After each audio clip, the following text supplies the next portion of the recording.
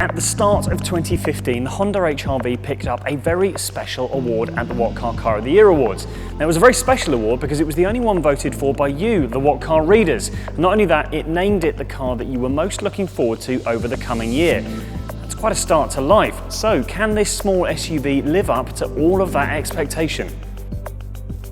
Car manufacturers often talk about their infotainment systems being a bit like a tablet or a smartphone to use, and normally that's far from the case. However, this one in the HR-V is actually powered by an Android operating system, which is the same as you get in a lot of smartphones. It does mean it's a very bright, colourful, impressive looking system. It's not quite as fast as, say, a smartphone, but it does give you a lot of apps that you can use. So you've got things like a calculator, internet browser, calendar, all that sort of stuff on there, and it does look very impressive. Climate control, etc. is all done through a separate panel below it. It's also a touchscreen, but it's not in any way connected. It's a shame there's not any physical buttons that you can prod when you're on the move, makes it a bit easier, but it does look very clean and very minimalistic in here. Now, these back seats will be the major selling point as far as this car is concerned for many people. The system behind them is not actually brand new to Honda. It's something you can also get on the likes of the smaller Jazz, but it is very clever and well suited to this sort of car. You can do things like flip those seat bases up, lock them in place to give you a really tall storage space. You can also drop them down in one easy movement to give you a totally flat loading bay, and there's a really good amount of space as far as people are concerned as well. Legroom is really very impressive and headroom is not bad. You can also get someone in the middle.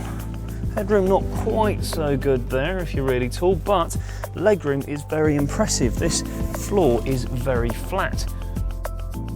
So with those seats in place, Honda says that this boot is 450 litres in size. Now that is up there with the best in class. It's not quite the best, but really close.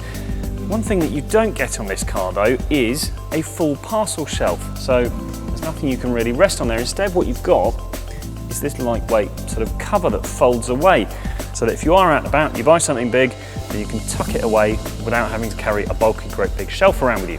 There's also a decent amount of storage under here, so overall it looks like being quite a practical boot.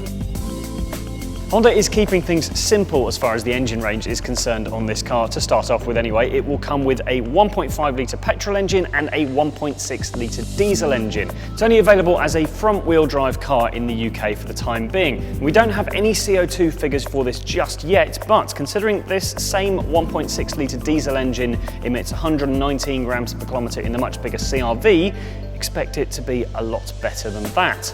There is also an automatic gearbox, but you can only get that on the 1.5 litre petrol.